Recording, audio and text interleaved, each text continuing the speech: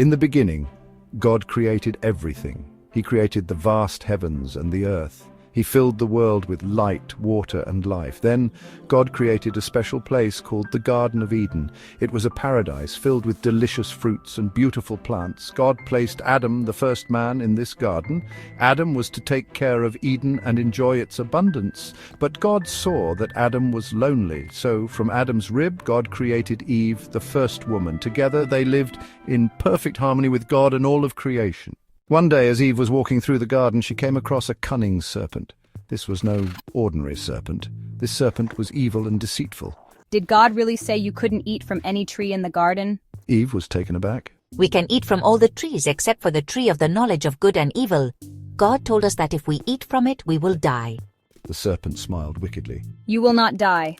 God knows that if you eat from it, you will be like him, knowing good and evil. Eve looked at the forbidden fruit. It looked so tempting. She had never doubted God's word before, but the serpent's words planted a seed of doubt in her heart. She took a bite and then offered some to Adam. He knew it was wrong, but he ate the fruit too. In that instant, their perfect relationship with God was broken. They had chosen to disobey his one command. Suddenly, something changed. Adam and Eve felt different. They felt ashamed. They realized they were naked and tried to cover themselves with leaves. For the first time, they felt afraid.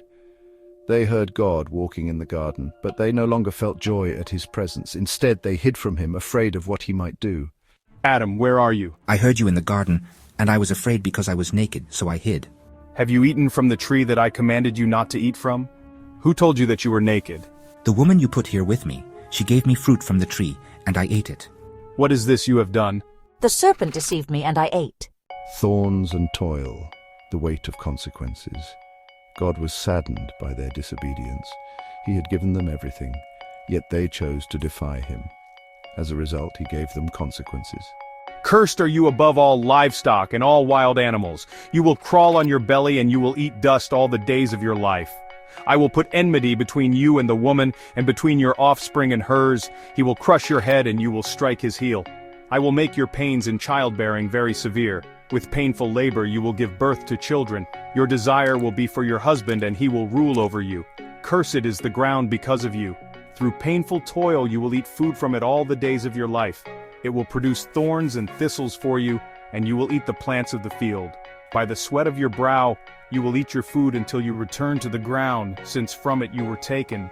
For dust you are, and to dust you will return. Beyond Eden's gates, exile and its symbolism, God made garments of skin for Adam and Eve and clothed them, but their disobedience had shattered the perfect harmony of Eden. They could no longer stay in the garden. God banished them from the garden. He placed powerful angels called cherubim and a flaming sword to guard the way back to the tree of life. Adam and Eve were now separated from God's presence. Their sin had separated them from their Creator. Echoes of Eden, the fall and its relevance today. The story of Adam and Eve is not just an ancient tale. It's a story that echoes through time and speaks to the human condition. We all face temptations just like Eve did. We all make choices that have consequences just like Adam and Eve. Their story reminds us that disobedience to God always comes at a price. It brings pain, suffering, and separation from him. But it also reminds us that God is a God of love and mercy. Even in their sin, he cared for them and gave them hope. A seed of hope beyond the garden wall. Although Adam and Eve were cast out of the garden, God did not abandon them. He promised that one day a descendant of Eve would crush the serpent's head, conquering sin and death forever. This promise gave them hope. The story of the fall is not the end. It is a new beginning. It is the beginning of God's plan to redeem humanity and restore what was lost. It is a story of hope and redemption that continues to this day.